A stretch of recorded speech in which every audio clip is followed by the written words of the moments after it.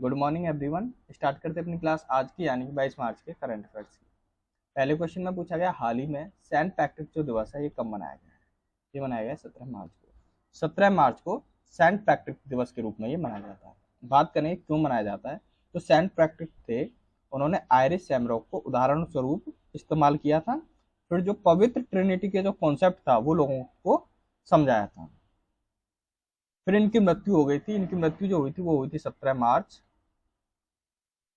461 ईस्वी को इनकी मृत्यु हो गई थी। इन्हीं के मृत्यु वाली डेट पे 17 मार्च को इन्हीं के नाम पे सेंट पैट्रिक दिवस के रूप में मनाया जाने लगा। ये पूरे आयरलैंड और अन्य जो जगह उन पर मनाया जाता है। क्लास अच्छी लगा करे लाइक शेयर जरूर किया करो, सब्सक्राइब भी कर लिया करो। डेली डेली जो करंट अफेयर्स क्लास है वो आपके पास आती रहे। चलते हैं अब नेक्स्ट क्वेश्चन पे। नेक्स्ट क्वेश्चन में पूछा गया हाल ही में किस देश में ज्वालामुखी विस्फोट के बाद आपातकाल की घोषणा की गई है, यानी कि वहां पर इमरजेंसी लगा दी गई है ज्वालामुखी के विस्फोट के कारण। तो ये लगाई गई है आइसलैंड में। आइसलैंड में जो ज्वालामुखी है उसमें इतनी तेज विस्फोट हुआ है, इतनी जहरीली गैसें निकल रही है उसमें से, जिसके कारण आइसलैंड देश को आपातकाल की घोषणा करनी पड़ी है। चलिए अब चलते हैं नेक्स्ट क्वेश्चन पे। नेक्स्ट क्वेश्चन में पूछा गया हाल ही में कौन सा देश मरने में सहायता को वैध बनाया गया, यानी कि जो इच्छा मृत्यु होती है उसमें सहायता देने के लिए इसे वैध बता दिया गया। तो ये कौन सा देश है, तो ये है फ्रांस। फ्रांस देश ने जो मरने में सहायता होती है उसे वैध बताया गया है ना, उसे वैध बना दिया गया है। जो लोग अपनी सहायता से यानी कि इच्छा मृत्यु चाहते हैं, जो उनको असीनी पीड़ा होती है जिनके शरीर में या सह नहीं पाते, वो चाहते हैं कि हम अब इससे बैठ रखे मर ही जाएं, इसीलिए इच्छा मृत्यु के लिए इसे वैध बता दिया गया है इस देश में, फ्रांस में। ठीक है, अब जानते हैं फ्रांस से जुड़े हुए और भी करंट अफेयर्स के बारे में। फ्रांस से जुड़े हुए और भी करंट अफेयर्स की बात करें तो हेनले पासपोर्ट इंडेक्स 2024 जो है इसने रैंकिंग जारी की थी पासपोर्टों की। उसमें जो फ्रांस है ये सबसे ऊपर रहा है, फर्स्ट रैंक पर रहा है हेनले पासपोर्ट इंडेक्स में फ्रांस। और भारत के स्थान की बात करें, भारत का पासपोर्ट का स्थान जो रहा है वो 85वां स्थान रहा है। भारत के पासपोर्ट की रैंकिंग है जो कि हेनले पासपोर्ट इंडेक्स 2024 में इसकी रैंकिंग आई है। नेक्स्ट की बात करें तो डिजिटल वीजा को पेशकश करने वाला पहला यूरोपीय जो संघ है वो फ्रांस बना है, जो कि डिजिटल जो वीजा होता है उसकी पेशकश करने वाला ये पहला यूरोपीय संघ राष्ट्र है फ्रांस। नेक्स्ट की बात करें तो फ्रांस में कवि हैं जिनका नाम है, तमिल कवि हैं जिनका नाम है तिरुवन्नुवर, इनका ये नाम है। ये एक तमिल कवि थे। इनकी जो प्रतिमा है इसका उद्घाटन किया गया है फ्रांस में, यानी कि इनकी प्रतिमा बनाई जा रही है तिरुवन्नुवर की फ्रांस में, जो कि तमिल कवि थे। चलिए अब चलते हैं नेक्स्ट क्वेश्चन पे। नेक्स्ट क्वेश्चन में पूछा गया है हाल ही में निर्वाचन आयोग ने किसे राष्ट्रीय दिव्यांग आइकन जो है वो घोषित किया गया है। जो निर्वाचन आयोग की ओर से घोषित किया गया है राष्ट्रीय दिव्यांग आइकन, तो ये किसे घोषित किया गया है, ये किया गया है शीतल देवी को। शीतल देवी को निर्वाचन जो आयोग है उसने राष्ट्रीय दिव्यांग आइकन जो है घोषित किया गया, जो कि आपको इस इमेज में नजर आ रही है। ये इन्हें राष्ट्रीय आइकन घोषित के रूप में मान्यता दी गई है। अब जान लेते हैं हाल ही में और किस किस को कौन कौन से पुरस्कार मिले हैं। तो नीदरलैंड के इरास्मस पुरस्कार 2024 जो है ये अमिताभ घोष को मिला है।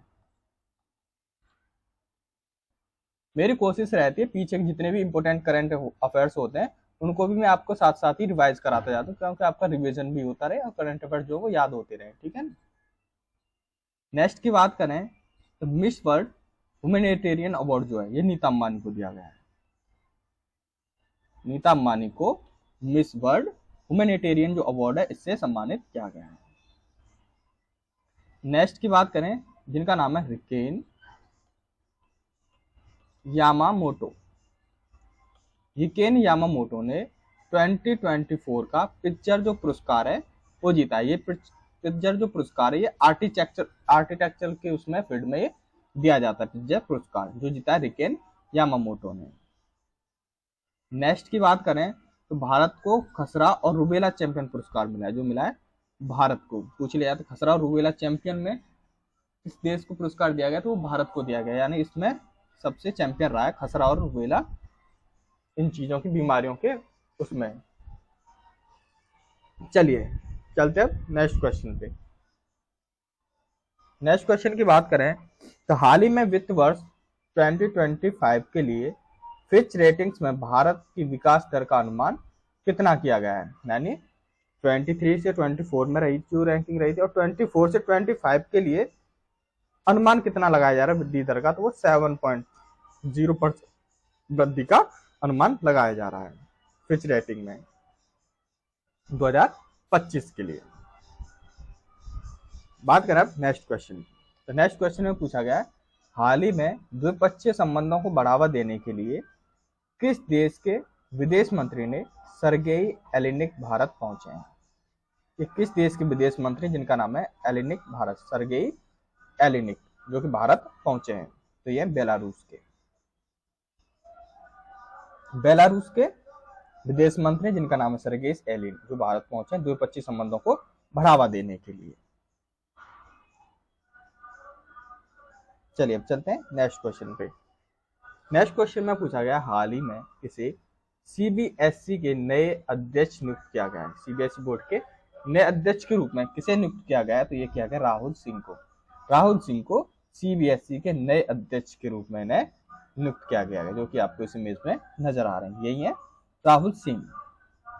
जान लेते हैं और हाल ही में किस किस को अध्यक्ष बनाया गया है। किशोर मकवाना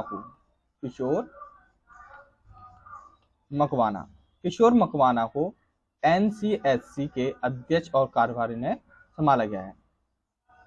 एनसीएससी के अध्यक्ष की पूछ लिया जाता है कौन है, तो वह किशोर मकवाना। नेक्स्ट की बात करें तो श्री ए एस राजीव को सीवीसी के सतर्कता आयुक्त ने नियुक्त किया गया है। नेक्स्ट की बात करें तो संसद सुरक्षा के प्रमुख जो बने हैं वो बने अनुराग अग्रवाल को संसद की सुरक्षा के प्रमुख के रूप में नियुक्त किया गया है। नेक्स्ट की बात करें तो राष्ट्रीय अनुसूचित जनजाति आयोग, इसके सदस्य के रूप में आशा लकड़ा को नियुक्त किया गया। आशा लकड़ा को राष्ट्रीय अनुसूचित जनजाति आयोग के सदस्य के रूप में नियुक्त किया गया है। चलिए अब चलते हैं नेक्स्ट क्वेश्चन पे।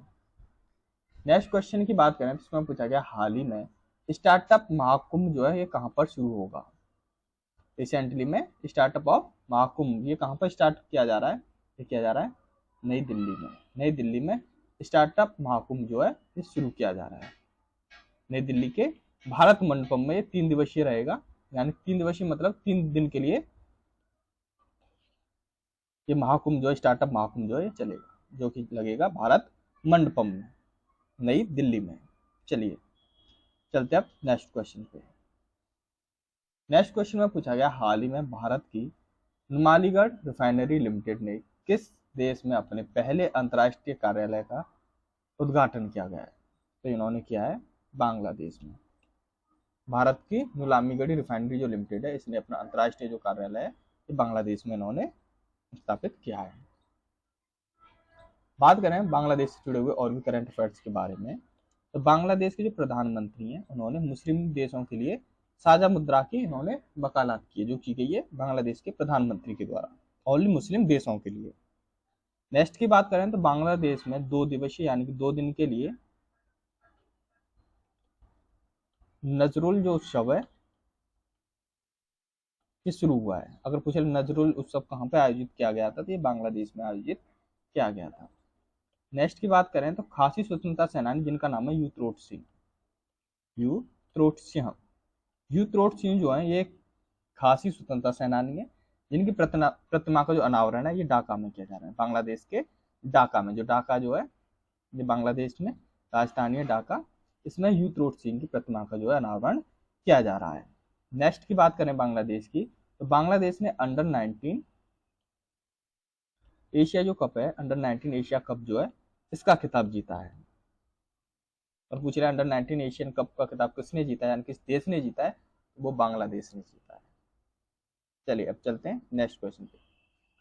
नेक्स्ट क्वेश्चन में पूछा गया हाल ही में भारत इटली और सैन्य सहयोग के समूह की बैठक का 12वां जो संस्करण है ये कहां पर आयोजित किया गया है? ये किया गया है नई दिल्ली में। नई दिल्ली में भारत इटली सैन्य सहयोग जो है समूह की जो बैठक का 12वां संस्करण है वो नई दिल्ली में आयोजित किया गया है। चलिए अब चलते हैं नेक्स्ट क्वेश्चन पे। नेक्स्ट क्वेश्चन की बात करें तो इसमें पूछा गया हाल ही में किसने टिकटॉक पर प्रतिबंध लगाने के लिए विधेयक जो है वो पारित किया गया है? टिकटॉक पर प्रतिबंध लगाने के लिए विधेयक पारित किया गया तो ये किस देश में किया गया है? ये किया गया अमेरिका में। अमेरिका में टिकटॉक पर प्रतिबंध लगाने के लिए एक विधेयक वहां पर लाया गया है। अब जान लेते हैं अमेरिका से जुड़े हुए और भी महत्वपूर्ण करंट अफेयर्स को। तो अमेरिका जो है वो भारत को 31 यानी कि 31 प्रीडेटर जो ड्रोन है इसे बेचने के लिए मंजूरी दी, यानी कि भारत जो है वो अमेरिका से 31 प्रेडेटर जो ड्रोन है वो वहां से खरीद रहे हैं, इसके लिए अमेरिका ने मंजूरी दे दी है। नेक्स्ट की बात करें स्टार्टअप फंडिंग वैश्विक रैंकिंग 2023।